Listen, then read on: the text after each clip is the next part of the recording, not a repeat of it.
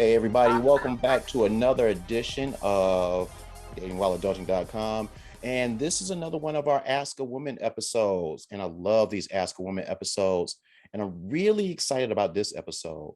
And that's not to say that I'm not always excited about the episodes. Of course I am, but I'm excited about this one for a different reason. Today, my guest is kind of like a kindred spirit. Let's just call her that. And don't get me wrong, we have obvious differences. I'm Black, she's white. I'm male, she's female. She's a self-proclaimed masshole, which is something I had never heard of before reading her book. Um, she's from Massachusetts, another thing that I have trouble saying. And I am from the great state of Ohio. And while that's not too big of a difference still, you get the gist of what I'm trying to say. But the point is in the similarities that we have. I feel comfortable saying that we are both people of a quote unquote certain age. And that's the age that caters to the demographic of this podcast. We're both single. We always have been, which for the slow people listening means that we've never been married. Neither one of us have children. Thank God for that in my case. Now she counts her pets as her children, so we'll give her that. And we both have dating experiences for days, if not years, if not decades. Now, the thing about Lori here, and part of the reason that I'm mad at her, even though I don't know her very well, but still mad at her, is because unlike me, who uses my dating experiences just to entertain friends at parties and shit like that, she actually took her experiences and put them in a book. And it's funny because a lot of us single people, a time or two, we've asked the question amongst ourselves or in public out loud, dating, what the fuck? She actually used it as the title of her book. Again, outthinking me. And that's a book that you can find at our website, datingwhatthefuck.com. Yeah, you guessed it. And I got it from Amazon, so you can go there as well. Say hi to Lori Hardacker. Hey, Lori. Hello, Michael. Thanks for having me. Oh, it is my pleasure. Trust me, trust me. So the obvious first question that I have, and I'm sure you've heard this in every interview that you've done up to this point, but I can't resist asking myself just to hear how you answer it. So my first question is, Lori, dating, what the fuck? What the fuck? Yeah, that is it. That's the big question. Is there a simple answer? Hell no, there is not. Yeah, and after reading the book, I realized that there are no simple answers. And it's interesting because as I was reading the book, while it is funny, and there are parts of it that literally made me laugh out loud, and not in that way that people just put LOL to like try to like convey that something's funny. I literally laughed out loud, like you could hear me at the front of the house if you were in the front of the house. And there's one story in particular that comes to my mind. And I'll just say, I don't want to spoil it too much, but for people that are going to read it, it involves a blowjob and someone saying heads up. That just she cracked me up. That's it's still like thinking back to what I read it like the other night. It still cracks me up. Yeah, that's an old story, and every time I tell it, people die laughing. So it's like, how can you not? I know, I know. Yeah, but the thing about it is, Lori, it's like as funny as the book is, it's kind of sad in a sense because myself, and I'm sure the other singles can relate to it in this way, it's like there's way too much in this book that unfortunately way too many of us can relate to. That's not a good thing. No, that's why I claim it's not a self-help book. I say it twice. This is not a self-help book. This is a downright raunchy, honest, no BS look into the reality of dating and what a shit show it can absolutely be. And that's the cool thing about it. It's funny because you don't really steer people in one direction or the other. Well, you kind of like tell people how depressing online dating can be and is. So I get that could be steering people. But for the most part, you present both sides, you present these statistics, you present these facts or whatever, and you're just like, hey, go figure it out for yourself. Which I respect as well. Yeah. So, so with all of that said, I can imagine, just going back to the origins of the book, I can imagine that you would go on dates and you would tell stories to your friends, like I used to tell stories to my friends and stuff like that. And you would get a million suggestions from people saying, hey, you should write a book and all of that. So what was it about this particular time, or that particular time when you started writing the book, that made you say, okay, now is the time to finally do this after collecting all of these decades of experiences? Yes, decades. That's definitely true. I lost my job due to COVID. Oh, So there was no more excuse. It was time. And I was originally going to write it with another person. It was a male friend of mine. And we started, but I felt like we were on different pages and I just wanted to do it by myself. So I just did it by myself. And the title came to me in literally 3 seconds because I feel like those 4 words encompass dating just so easily and in such a very short matter of fact question. So it was COVID. And I wrote it during that time. And also, just sick of dating and all the dating bullshit. And it was time, I've been told by people like you have for years, because I would tell my stories and they're like, oh my gosh, you're so funny. Write a book, write a book, write a book. 10 years at least I've been told to do that. And I just never did it. So it was time. okay. And just out of my own curiosity, just a little bit about you before we get into some of the book. When you meet someone now, since the book has come out, I don't, well, first of all, let me backtrack. Are you in a relationship now? It's interesting you asked that. I have been dating someone for over a year, but we're actually on a little bit of a break. Eek. Things are not fabulous, and I don't know. I have no idea. It's just typical dating. What the fuck? I don't know. I don't know. I don't know. That's all I can say is I don't know what's going to happen. I'm not sure exactly if I know what I want to happen. No matter what, though, anytime you end a relationship, it's not something, you want to jump for joy over. So, Yeah, that's true. The thing about it is, maybe one day down the road, you'll be jumping for joy at the bullet you dodged. But when it's uh-huh. fresh, Yes. yeah. Oh, yeah. That is for sure. Definitely. Yeah, Yeah. definitely. And the reason that I asked that question was because I was wondering that since the book was published and everything like that, and you meet a guy and you're dating them, just curious as to what point in the relationship, first date, fifth date, do you tell them about the book? Oh, I mean, I had already started writing the book when I met the guy that I have been dating, or I'm on a break from dating. So, but I would say it right away. I mean, I'm so upfront and honest. Listen, I'm 49 years old, never married, no kids. I've been dating 30 years. I'm upfront. This is what I do. This is who I am. This is what I'm looking for.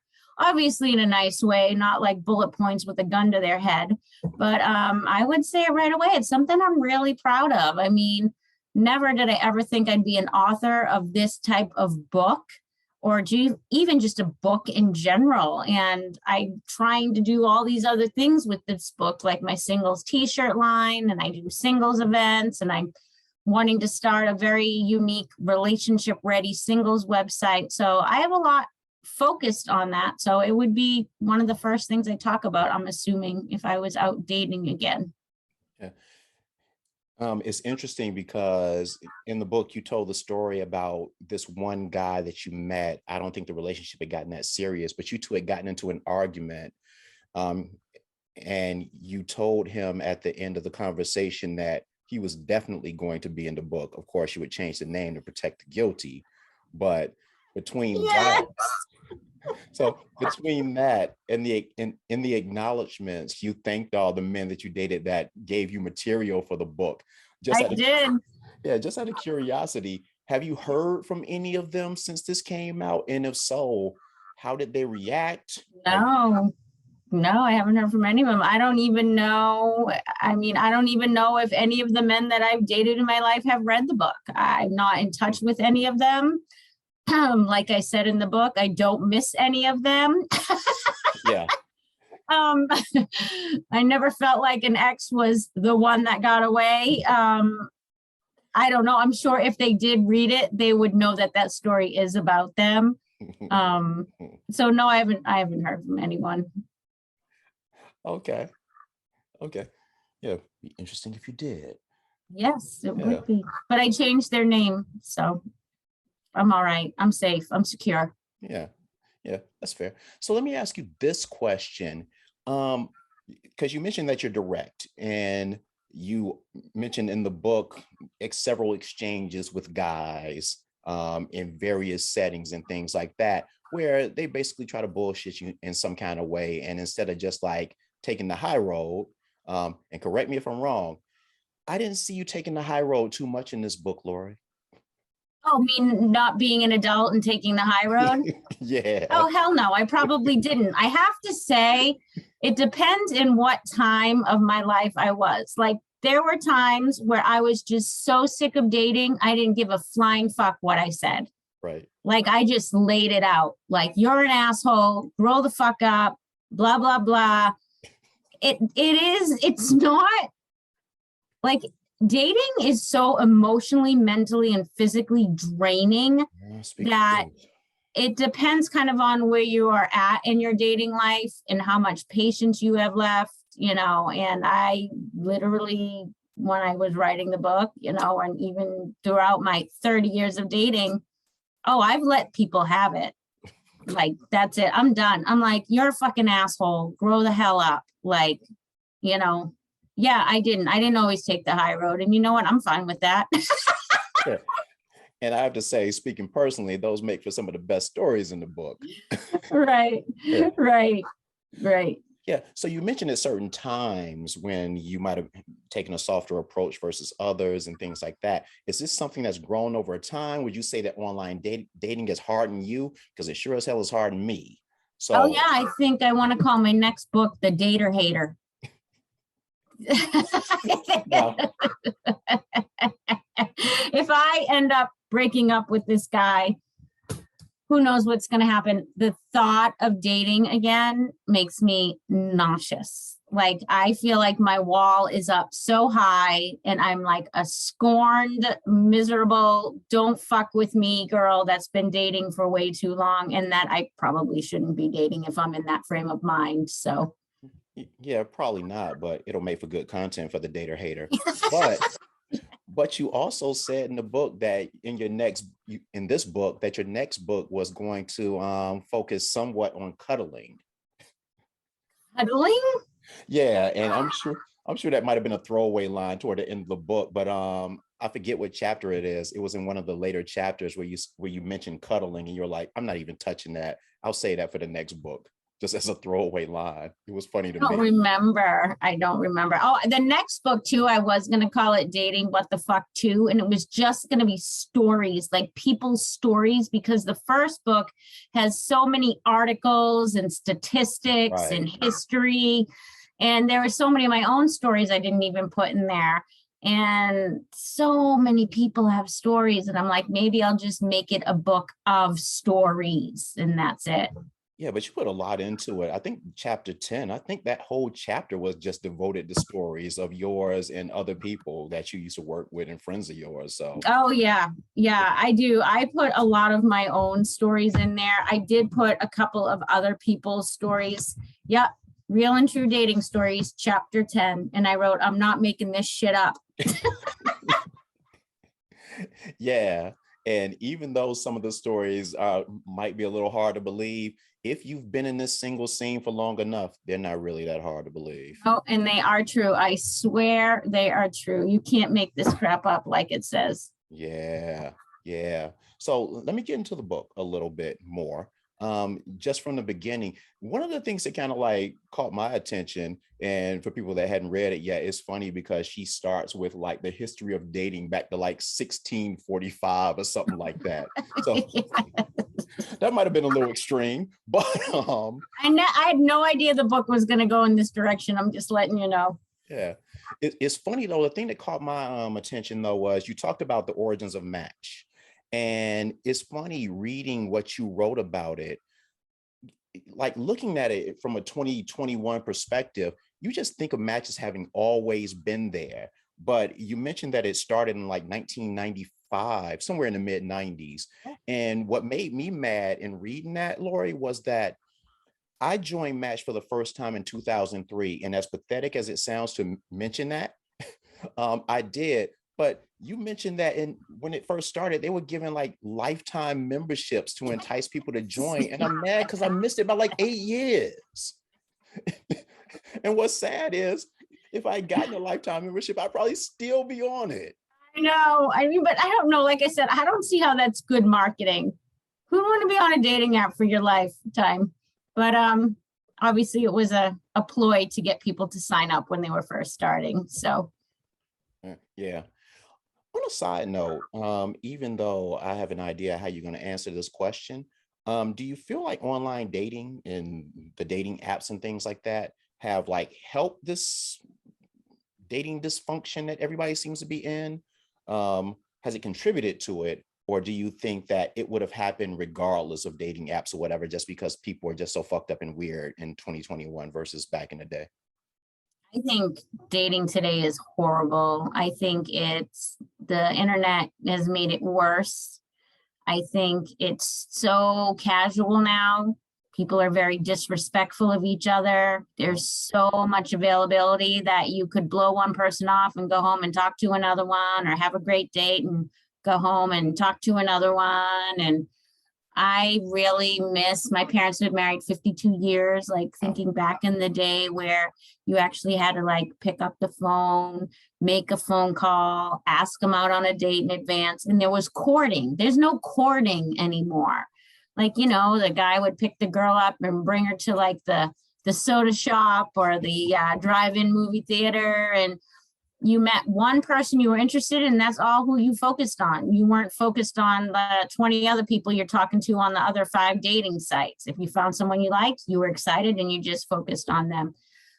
So I think dating is horrible today because of the internet.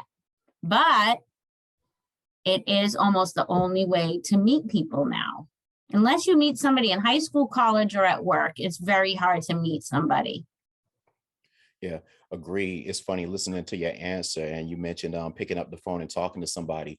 I go back to the days. I remember I was dating a woman long distance back when you had to pay for long distance. Oh, And right. I'd be racking up hundreds of dollars in monthly phone bills because that's just the way that you did it back then. So I get it. Yeah. Now, I will say this, Lori, one thing that has confused me a little bit and surprised me pleasantly is because reading the book and the stories that you tell, someone might initially get the impression that you come across as bitter or as, yeah. and that's the thing. That's what I was going to say. You openly speak about like when you're writing something, and in the midst of writing something, you'll say, this is making me angry, or this is making me bitter. It's the weirdest thing. Just no lie. Yeah. Oh, hell hath no fury like a woman scorned. Like, I am bitter. Dating has made me, like I said, the dater hater. It has just, I hate it. And I am bitter, and I have no problem saying it, but it's not like unusual. So many people hate it. Like, that's all you hear. Yeah. I belong to a lot of Facebook singles pages, because I run singles events and I do a dating, relationship, and sex trivia, and everyone says the same thing. I hate it. I'm sick of the games. Why haven't I heard from this person? We had a great date. Why did I never hear back? Why did I get ghosted? It's the same shit over and over and over. Yeah, how could it not make you bitter and miserable? I respect that. It's the two of the funniest things about the book, at least to me, besides the story I told earlier, is that one, when you openly describe your emotions while reading the book, or in your case, while you were writing the book, and two, how in the course of the book, how you can just randomly break out in the song and quote song lyrics. And it's just funny because as I'm reading them, I can imagine you like singing them like, okay, let me just sit this to the side and break out into song right now. Oh, interesting. Yeah, I went to school for dance and theater. So, I mean, I'm kind of goofy and crazy, probably have some ADD in there. But like, if I hear a word, like, I'm like, oh yeah, what about that song? And I'm like, oh my gosh, it fits perfectly with this chapter. And it would, I have a lot of different lyrics, everything from The Sound of Music to Neo in there, and Yeah, Power Station from the 80s. right, right. You definitely mix it up. Yeah. But it's funny because the reason I was bringing up the whole bitter thing is because, like I said, initially you would get that impression and you describe yourself as such, but and you do do a little bit of bashing, but it's individual guys. You are also inclusive too. Like you'll mention stats for women, but then you'll turn around and mention stats for men. So you include us in the process, which kind of contradicts the bitterness. So Mm. it's Oh just yeah. That's actually a good point. Well, the book is for men and women, and there was this whole article, I'm sure you remember, and I cannot remember, I don't know if it was like from Cosmo, about things women notice about men. And I kept saying, men, don't read this. This is stupid. That's ridiculous. Yep. That dating's hard enough. Like the 3 F's of your clothing: fit, fabric, and function. I'm like, what the fuck? I don't think of any of those when I see a guy's clothes. And I was like, guys, do not listen to this, because I know it's just as hard for guys as it is for women. The book is not just for women. And I definitely back up, men in the book. And I have some funny man stories about crazy ass women in there. And, but yeah, I know it's hard for both genders, no matter what age you are. right. And for people reading the book looking for crazy man stories, there is one about a former coworker of Lori's, and a woman that coworker dated, that they describe as the devil in the book. So I'll just leave that out there like that. So that was interesting. And it's funny because speaking of like how you cater to men and women, it's funny because that goes into like chapters 2 and 3, where chapter 2, for example, had an original title, but it was crossed out and replaced with the penis. That is the name of the chapter. Yes. And it was an ode to dick pics and how much women really hate them, despite the fact that men continue to send them. And in the course of that, you went to this long list of different names that we can call our dicks. Me, myself, Lori, I'm officially changing my dick's name, as if it had a name before, to the Plum Tree Shaker. That is my favorite. It is? I'm 100% for that. I am all. It's not the Shaft that. of Delights. That was second. And actually, yeah. I have it in my notes. That was second. But it's something about a plum tree shaker. I have no idea, as you didn't, how it actually would shake the tree, but let's not get into the details, Yeah. Oh my God. I love chapter 2, the penis, is by far one of my favorite chapters in the entire book, because it's so stinking funny. I love it. Yeah. And then in the interest of equal time, you go to chapter 3, and then you're talking about the roast beef and the tacos. And then you have names for like women's private parts. And it's funny how I can say dick, but for whatever reason, when it comes to women's parts, I say women's private parts. So go figure that one. But yeah.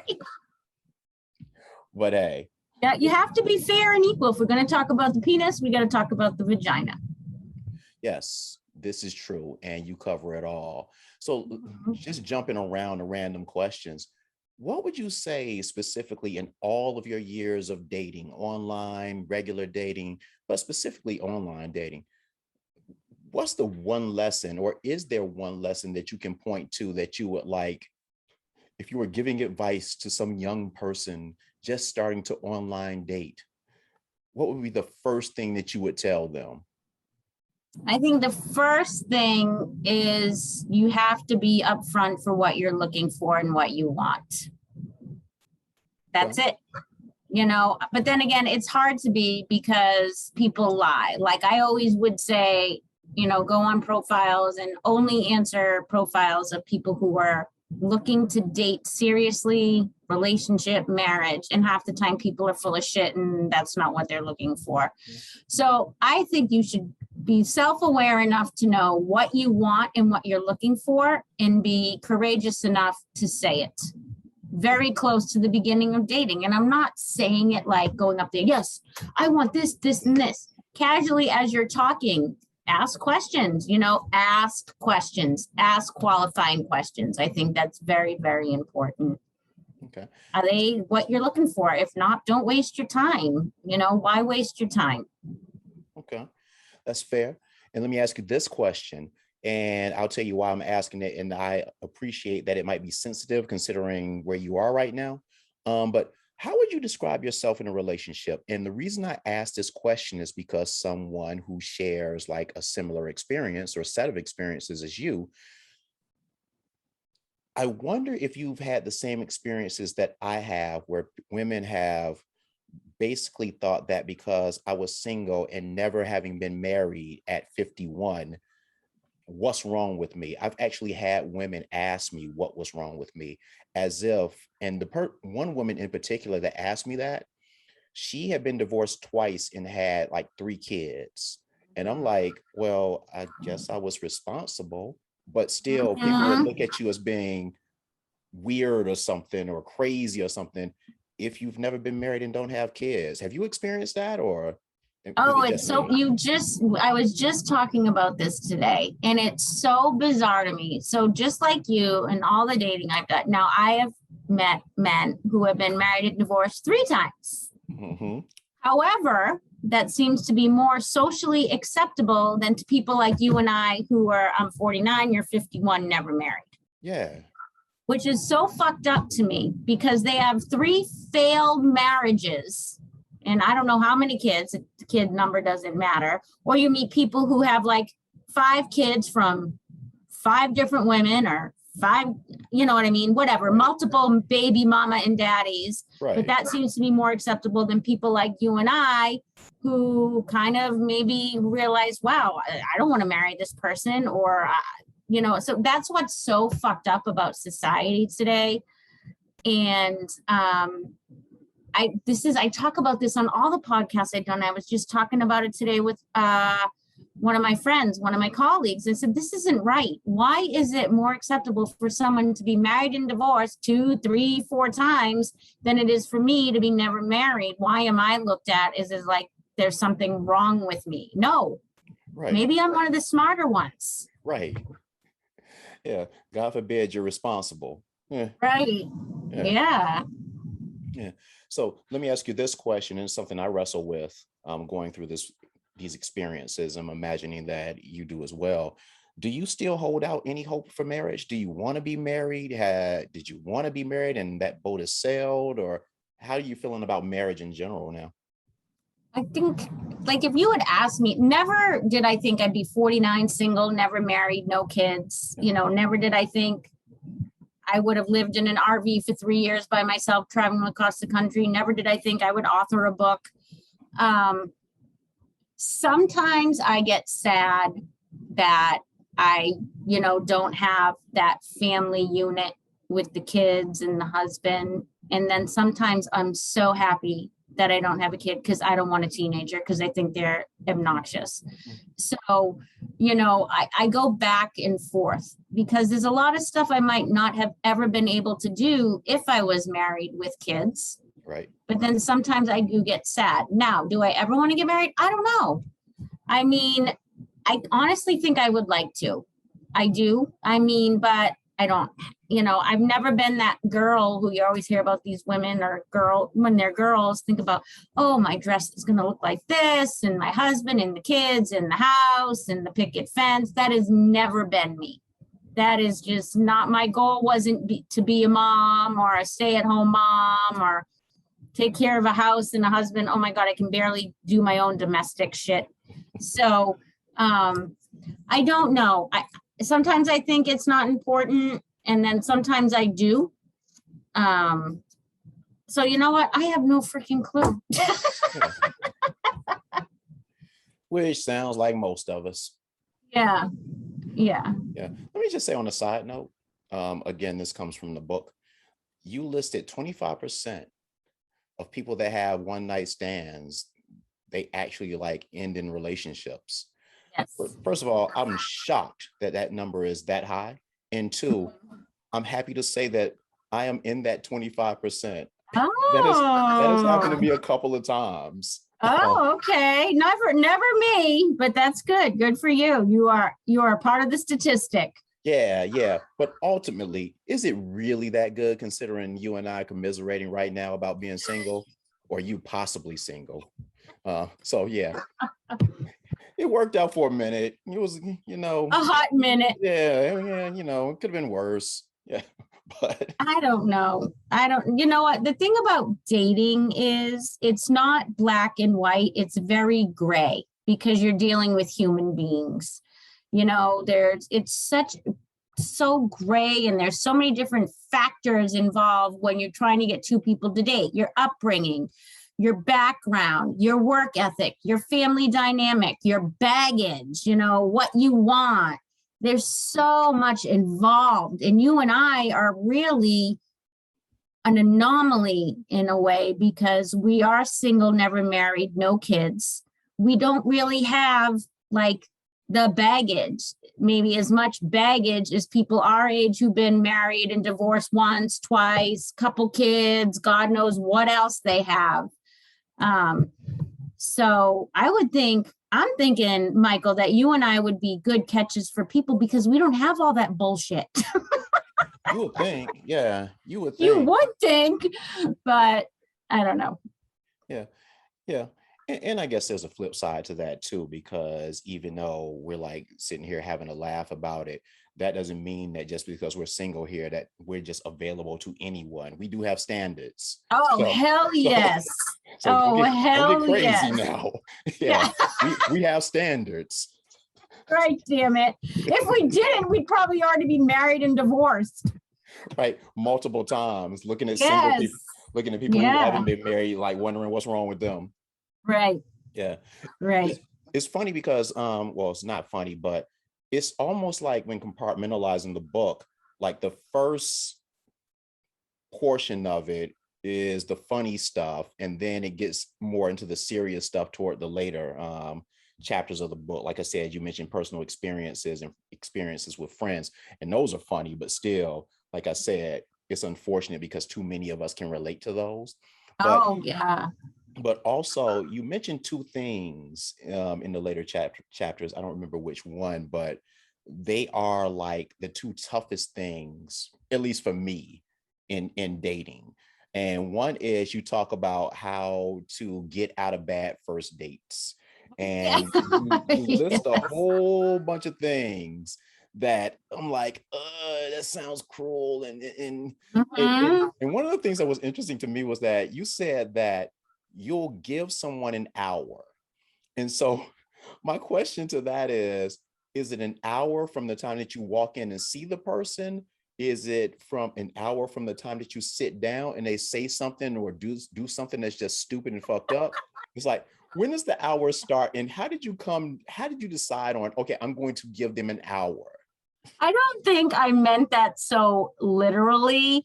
I think I just want to be at least respectful and not really rude.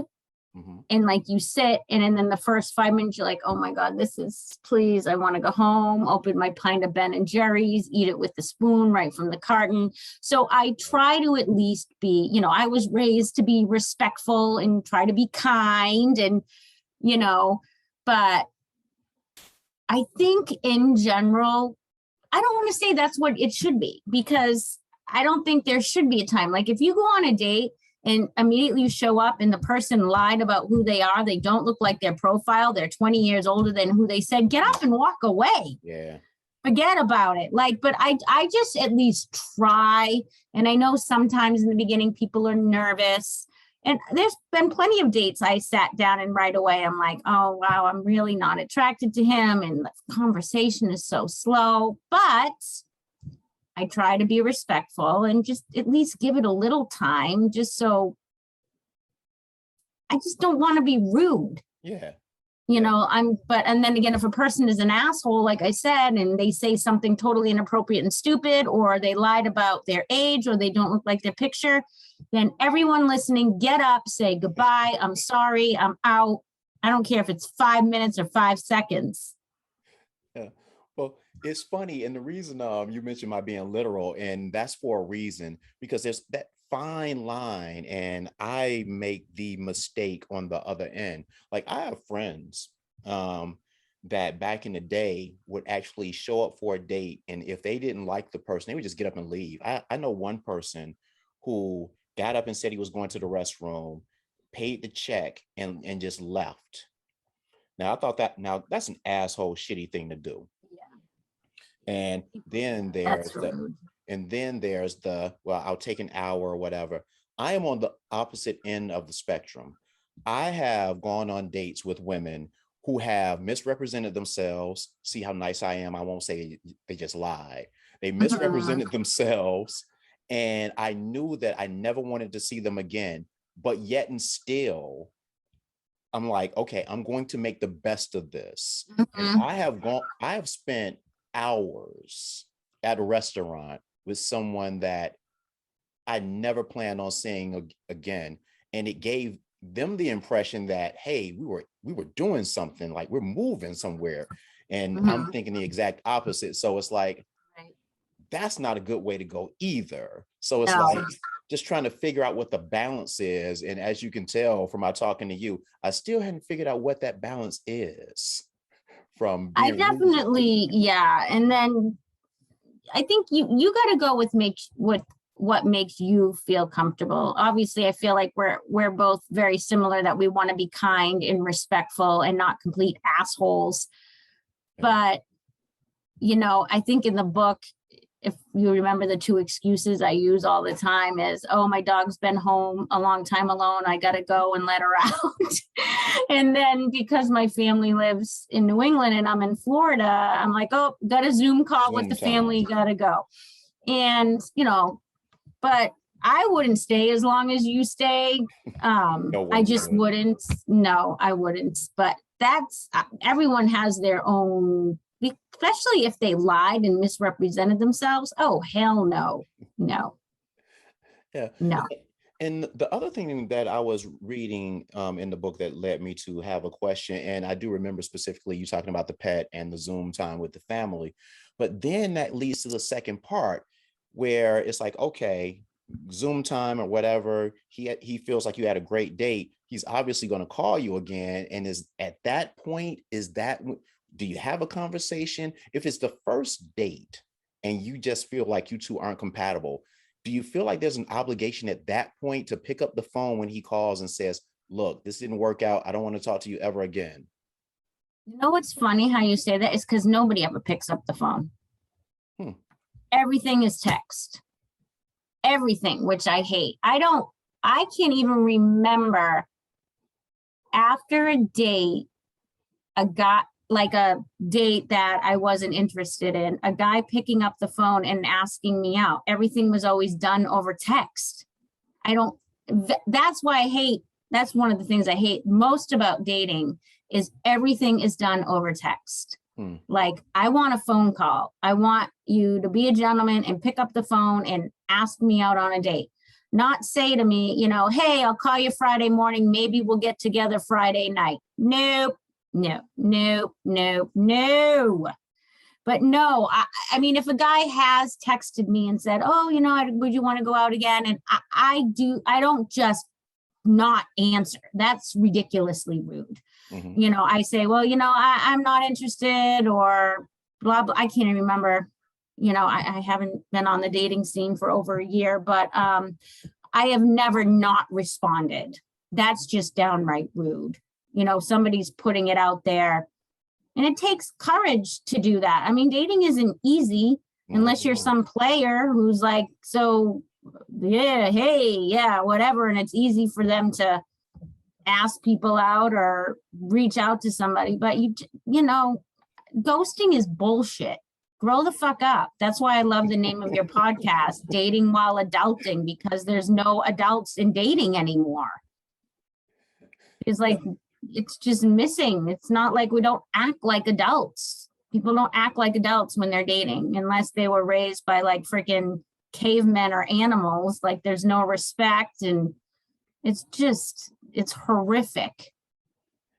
Yeah. So let me make sure I'm understanding this correctly. So I understand the whole texting thing, and I understand that unfortunately a lot of a lot of us guys, we like to text more than talk. And I get that to a certain extent, but are you talking about you all don't speak through the entire process leading up to the first date? Or is it just like one conversation and then it's a bunch of texting and from there? What was that? I'm sorry, I don't understand. One more time.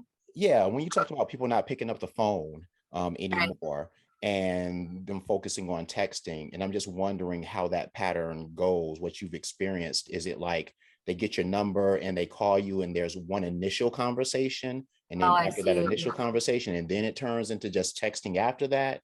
Or is it sporadic phone conversations? Or what's your I experience with think that? I like the first thing that comes to my head is I think there's way too much texting, period. Mm-hmm. Like just period. Like I want to be asked out on a date on the phone, not via a text. Like I just don't. Um, I recommend, you kind of asked me earlier, if you are going to go on a date with somebody, have a phone call with them. And if people don't want to talk to you on the phone before a date, that can be a red flag. But I think you should talk on the phone. Oh, I'm not good on the phone.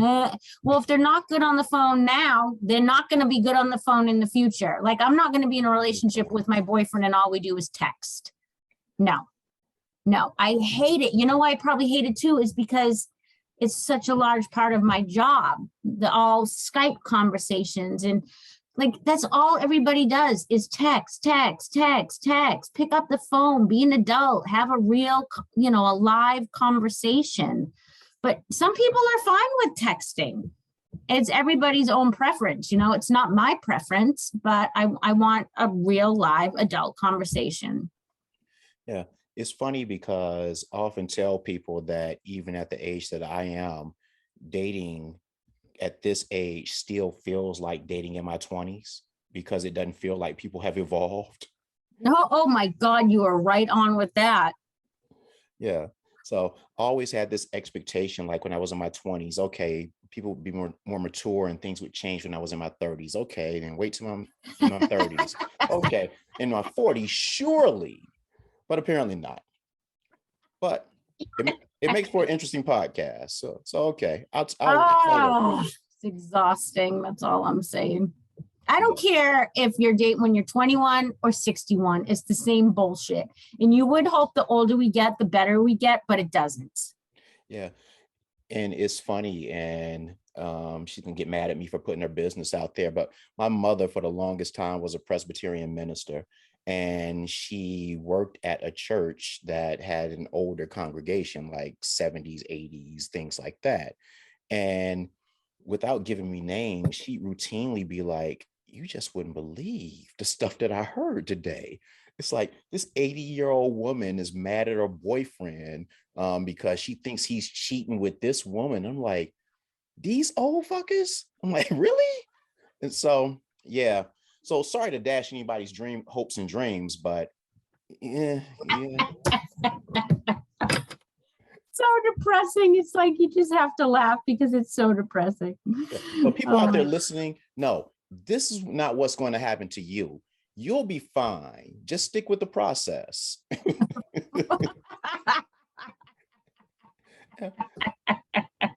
So the book, like I said, I really enjoyed it. If you hadn't gotten that impression from how much I've quoted from it, and I didn't Oh, even, wow. and I didn't even get like to all of the stuff, like the debate about going to the bathroom at somebody else's house, which I disagree with you on that one, Lori. I have to say, there is no way, and maybe it's a male female thing. There is no way in hell that I am going to the bathroom doing a number two, shitting basically, in somebody's bathroom unless we are at an extreme point of comfort.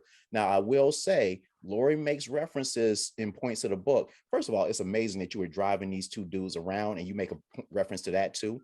But there were a couple of people that were so paranoid about not using the bathroom either in public or at her place that she had to drive them like they were doing a police chase back to their place so they could like use the bathroom there.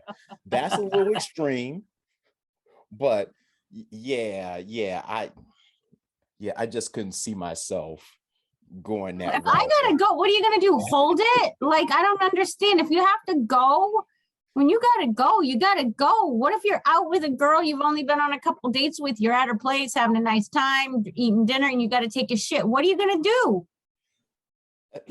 I'll tell you this story, and this is a good story to end on, at least to me. I was dating a woman once, and we were at my house and we were drinking and having a nice time. I'm thinking that this is the prelude to something meaningful. And when I say meaningful, it just means sex in that particular case. But I did like her. So we were like progressing toward relationship status. But we were still new to that point where, we weren't completely comfortable and could do all the comfortable stuff. We were still into the formalities and stuff like that. And she got sick. And she went to my bathroom, and I had never heard or I never saw this before in my life. She shit and threw up. Oh my God. Oh no. Both. And my bathroom smelled like that for days, bleached the whole nine. And I just never looked at her the same. And because of that, I was just like, that can't be me. I don't know what I'll do. I don't know how long I can hold it. I'll call Lori up and ask her to drive me someplace so I can go. That poor girl. That's horrible. Oh my God. I feel awful for her. It is. And I admit that it's bad. It was just like every time I saw her after that, I just couldn't get that smell out of my head. Yeah. Like I get that. I mean, it's just awkward. That's what I'm saying. Dating is awkward.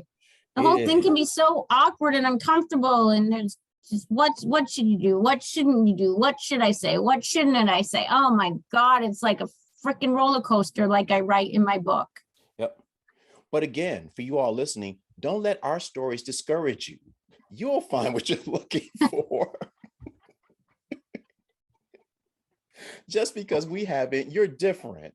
You're very different. You have dating figured out. You got it. You got it. Go for it. You got this. That's right. Sign up for that online account. And just like in Lori's book, one of the statistics or articles she quoted said that creating your profile is one of the pros of your online dating profile. Of your online dating experience. So create that profile, and in 2 weeks, you'll meet the man of your dreams or the woman of your dreams, and you'll be happy. Yep. That's right. You'll have no problems. You'll never meet a liar. You'll never meet someone who's already in a relationship. It's going to be easy peasy. Yep, exactly. Yep. I like to end on a note of positivity. So thank you for that, Lori.